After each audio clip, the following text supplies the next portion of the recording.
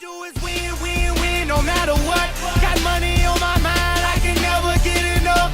And every time I step up in the building. What is going on, guys? I am the FD Guru, bringing to you guys episode 33 of my fantasy sports podcast.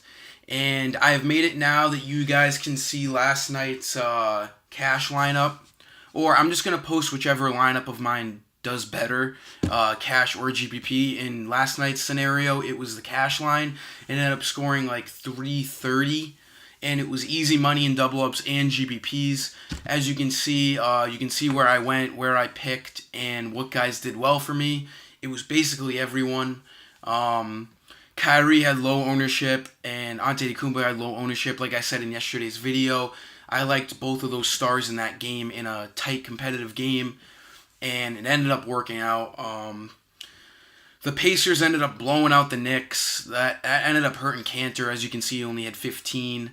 He only played 18 minutes, but on the other side of things, that led to good output from Collison and Thaddeus Young. Alec Burks went off again with Rodney Hood not playing. And yeah, you guys can see just all those guys. I'll be posting that in every video now. And about tonight's slate, we have a pretty gross 3-game slate with a potential blowout in Phoenix or in Toronto against Phoenix. I'm just going to tell you guys some guys I like tonight.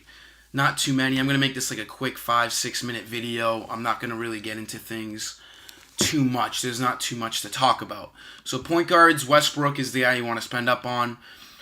You always want to pick guys who are going to be solidified 45, 50 fantasy point games on a small 3-game slate. Westbrook will do that for you. His worst game, he's going to give you 45 fantasy points. I'll take that tonight. I think he gets closer to 50 or 55. It should be a pretty close game with the Jazz and Thunder, especially with Gobert back for the Jazz. That makes this game a little more appetizing. So look at Westbrook, spend up for him. I like him a lot. Damian Lillard's another guy you're going to want to spend up for. I think those should be your 2 point guards tonight for cash games and GPPs. They're both just too good at point guards, and their salaries are too fair to not play them. Shooting guard, I'm looking at Devin Booker. As you can see in previous lineup last night, he just went off. Booker is a phenom. He's a stud. The Suns should do everything they can to just build their future around Booker. He had 46 points last night, 63 fantasy points. I think he is a fantastic play. His price is staying around 7,000. He needs around 3,500 or 35 fantasy points to reach value. I think he does that tonight against Toronto. DeMar DeRozan just isn't that great of a defender. I think Booker is just going to roll last night's performance into tonight's game. He's coming in hot. I like Booker. He's a must-play in all formats, cash, GPP, you name it. Again, if Hood is out tonight, we're not sure if he will be, but if he is, I'm thinking he will be on a second game of a back-to-back. I like Alec Burks. He's been an absolute beast coming off of that Jazz bench. His price is still only $4,800. He needs like 24 fantasy points. He should easily be able to do that if Hood is out. As you can see, the 3 games where Hood didn't play, he's playing, big-time minutes. He's scoring big time, and he's very active on the defensive side of things as well. So Alec Burks is a phenomenal play. Plug him in. Small forward, cash games, I'm looking at TJ Warren. His price has gone down to $6,800. He needs like 34 fantasy points to reach value. He's had a great last 2 games. I think the Suns really look towards Booker and Warren on the offensive front, and he should be able to reach value tonight without an issue. TJ Warren's a great cash game play.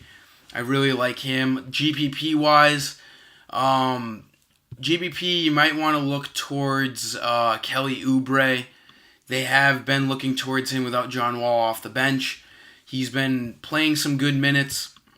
He's had a bad couple of last 2 games. But for GPP tournaments, you want to have a guy that has low ownership and high upside. And he has shown the high upside at 39 and 31 fantasy points 3 and 4 games ago. So look at Oubre. He's not a cash guy, but he could be a decent GPP option if you want to set your side away from things. So moving on to power forward, Serge Ibaka is my cash guy tonight. He's been playing, mid-20s to high 20s in minutes, and he's getting mid-20s in fantasy points, and that's exactly what he needs tonight to reach value. I think Ibaka is a fine play tonight at 5,200. Power forward's a really shitty position tonight, for lack of a better word. I just don't know who else to play. Aminu is a cheap guy. He has been cleared to play 30 minutes, so you could look towards Aminu maybe in GBP games. But he still is having a tough time figuring himself out. Who knows what tonight brings, though. Aminu could be a decent GBP guy along with Morris. Morris has been bad lately, but he has shown that he can have a big game if the Wizards keep their starters in. But the Wizards have been playing so bad lately that who knows what kind of minutes Morris will get. So just keep an eye on that. For center, I would say you want to spend to the middle tier, Gortat, Valanciunas, or Chandler. They just place the best value, in my opinion. Gobert's coming off of an injury. I don't love him.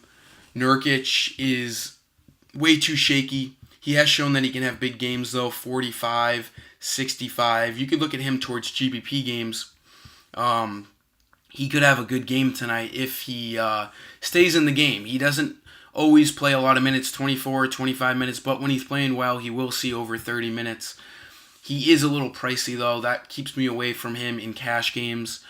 Look towards Tyson Chandler in cash games tonight. He's been playing really well as of late in the last 2 games. He's been rebounding the ball very efficiently, and he's been playing a lot of minutes. So even with Greg Monroe and Alex Len behind him, the Suns are looking at Chandler. He's been playing very well.